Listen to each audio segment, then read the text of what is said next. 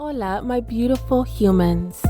This is Jasmine Castillo, and I bring stories and cases from the people of color community, bringing awareness of murdered and missing Indigenous women, girls, two-spirits, the LGBTQ community, Asian American, Native Hawaiian, Pacific Islander, Black Indigenous people of color. These are their stories. So, welcome to Hands Off, my podcast. This coming Monday will mark 9 years since Hagos Tsegay Melake met two people at a St. Paul, Minnesota restaurant. A grainy surveillance image of someone using his ATM may show the last person to see him alive. This is Hagos Story.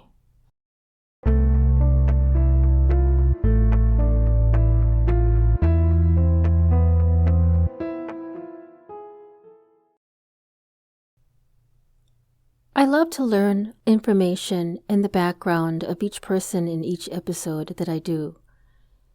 And Hagos was originally from Edra, which was also considered the official estate of Edra, the country in the Horn of Africa region of Eastern Africa, with its capital and the largest city at Asmara. It is bordered by Ethiopia in the south, Sudan in the west, and Djibouti in the southeast. The oldest human remains were found in this area that dated back to 1 million years old. An anthropologist indicated that this may be the area that contains significant records relating to evolution. The country of Edra is a multi-ethnic country with 9 recognized ethnic groups.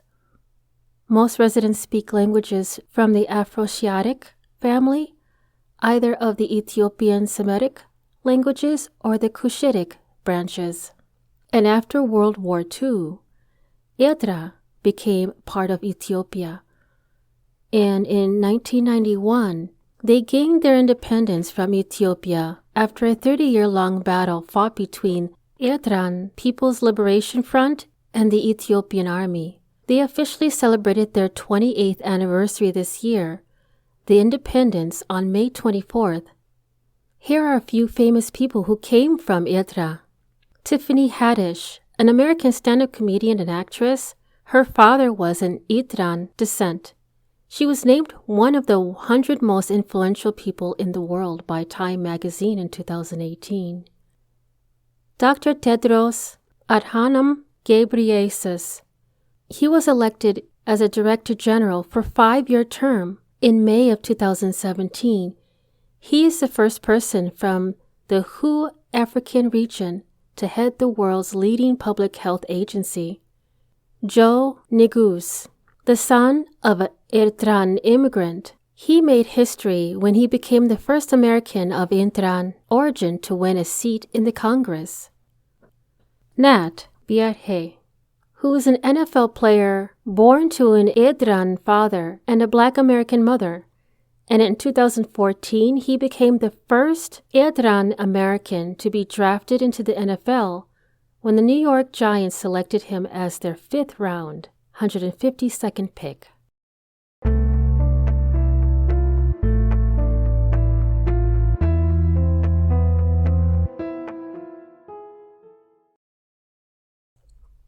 Hagos was born on August 8, 1987, in Adi Gahad, Edra, yet relocated to St. Paul, Minnesota with his father and his younger sister when he was 6 years old.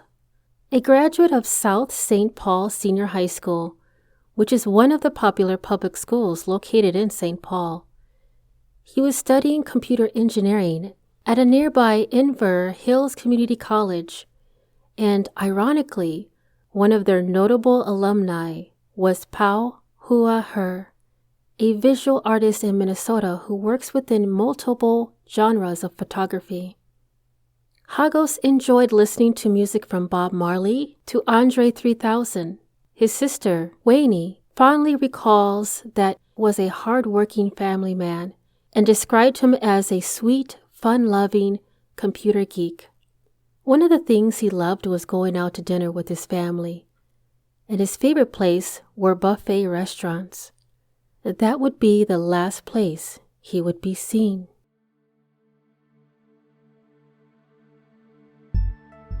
As you're aware, my podcast is never pumped with commercials identifying random things, but I know this message is extremely important. My mid-roll will be talking about current missing persons in Minnesota. Lorenzo Moreno Pachero. He is currently endangered. His date of birth is January 1st, 1951, and went missing on April 15th, 2012, from Burnsville, Minnesota.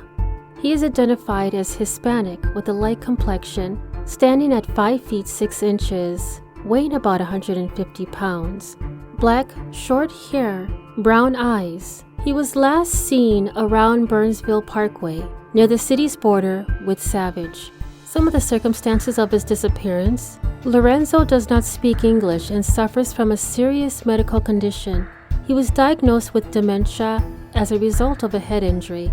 He was last seen wearing black pants and a red shirt, and walks with a limp. If you have any information on Lorenzo, please contact the Police Agency Dakota County Communications Center at 651-322-2323. Another endangered missing person, Cherise Lorraine Pollard, date of birth December 19, 1972, went missing on April 17, 1992, from Minneapolis, Minnesota. She is described as a black female with a medium complexion, standing at 5 feet 7 inches, weighing 120 pounds, medium black hair, brown eyes. She was last seen at her residence in the vicinity of the 600 block of East 16th Street in Minneapolis, Minnesota. At the time of her disappearance, she was pregnant at the time. Some identifying marks or characteristics: her hair is black but has blonde streaks and curly. She has a birthmark on her knee, pierced ears, and previously fractured a wrist. You can submit a tip directly on blackandmissinginc.com or contact Minneapolis Police Department at 612-673-2345. All their information can be found on Black and Missing Foundation Inc. www.blackandmissinginc.com. I will have their information in the show notes. If you see something, say something. On August 15, 2013, 26-year-old Hagos Tsegay Melake was robbed in St. Paul, Minnesota. Although this is not the exact location, but sources state that Hagos had been robbed on Central Avenue West in St. Paul, Minnesota. The robbers stole $3,800 from him, according to a search warrant document. Hagos ends up with the cell phone of one of the robbers and uses the phone to attempt to contact his assailants to get his money back. But when he was unsuccessful, Hagos made an appointment to see a St. Paul police officer. Later on, Joseph Graves, 22, and Wayne Brown, 23 at the time, were arrested and charged with the robbery and attacking Hagos. On August 28th, Hagos took a bus, leaving his home downtown around 9 p.m. towards the Hunan Garden restaurant, intersected between Cedar Street North and 6th Street East, which was downtown St. Paul, Minnesota, arriving to the restaurant around 10 p.m. As Hunan Garden began to close their doors at 1:45 a.m. the following day, Hagos decided to catch a ride with two men, according to a witness. The witness contacted investigators mentioning that Hagos left with two individuals in a car, a man with a shaved head and another individual whose gender is not known, but had tattoos on one arm. Almost 3 hours later, at 4:30 a.m., an unidentified woman was seen on surveillance footage using Hagos' credit card at an ATM in Minneapolis.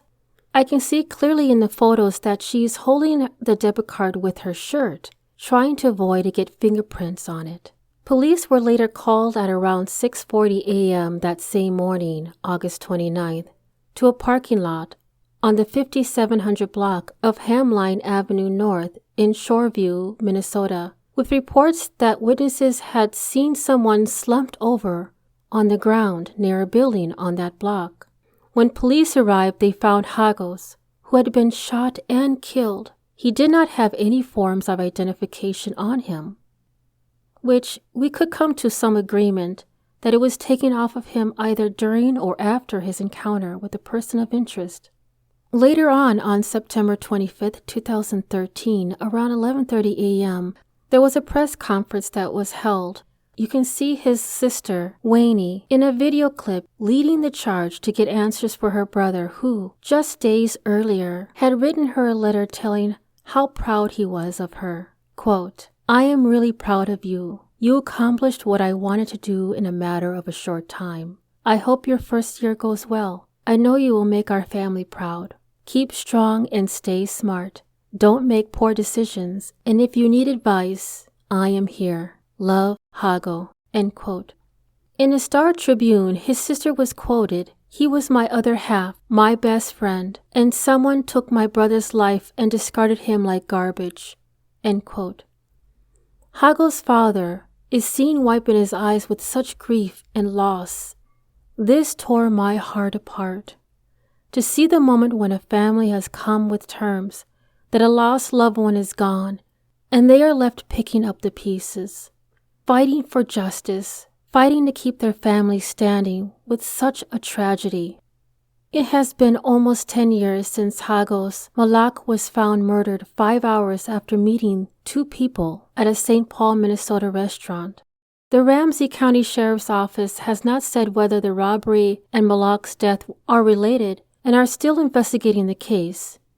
Yet they have ruled out that there isn't a connection to Hagos' death to any of the recent Somali gang homicides that occurred around the time of him being found. The Hagos family doesn't have any involvement nor affiliations with the gangs surrounding that area.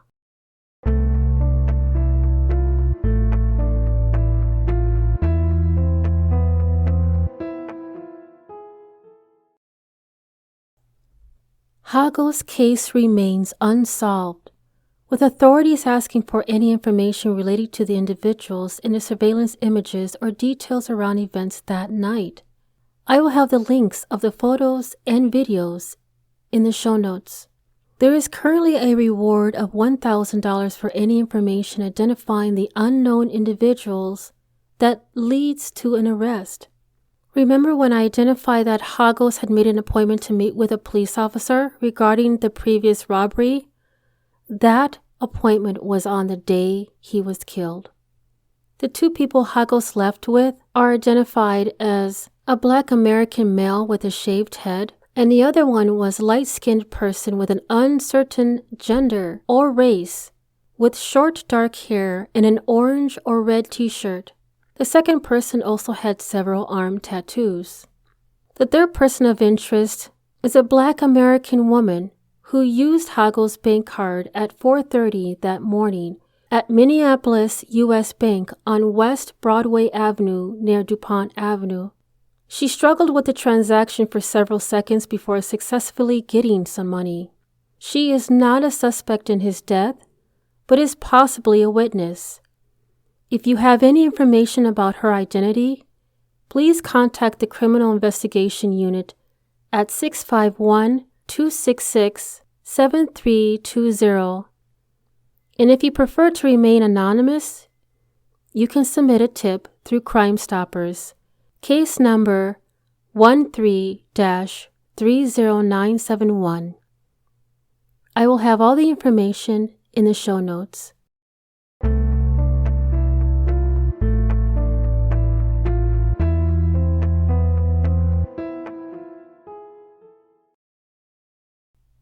If you'd like to stay on a little bit longer after the outro music, I do have an additional commercial for you in regards to my other podcast.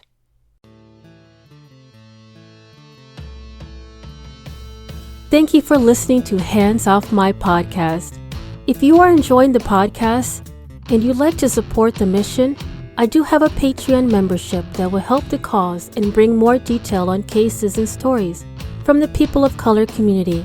If you yourself has a lost loved one or a story suggestion, please don't hesitate to contact me at email handsoffmypodcast@gmail.com.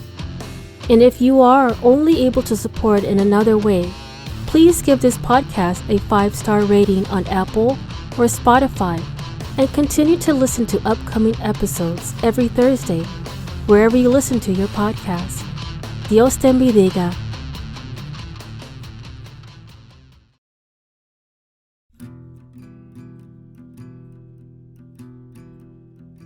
A clip of my next upcoming guest on POLLUZION podcast and can be listened to any of the podcast platforms every Friday. You can't replace a child. That's impossible. And when then I tried the bank accounts, checked on the bank accounts, all the money is gone. I had literally $5.85 in my pocket. That was it. And that's all I had. So I said, well, number one problem, we got to get the child home. So started calling around, called the school. Another family had picked her up, called that family. They weren't home. So I have to do something, not knowing where the child is. I started driving around looking for a police officer, thinking, well, maybe the cops will be able to help me track down my child. Guy says, no, it can't really help you. Has the child been gone for more than 48 hours? No. Who do you think the child is with? Well, I think she's with the mother. Well, then she's not in immediate danger so far as you can tell. I go, well, that's true. So I said she had been taken to another family's house. I'm calling them the Johnsons. Can you call them? Cop calls the Johnson family, and over the cop radio, they said, where is this child? And over the police radio, I heard California. I'm living in Pennsylvania. This podcast promotes small businesses, entrepreneurs, musicians, and artists. Stay tuned.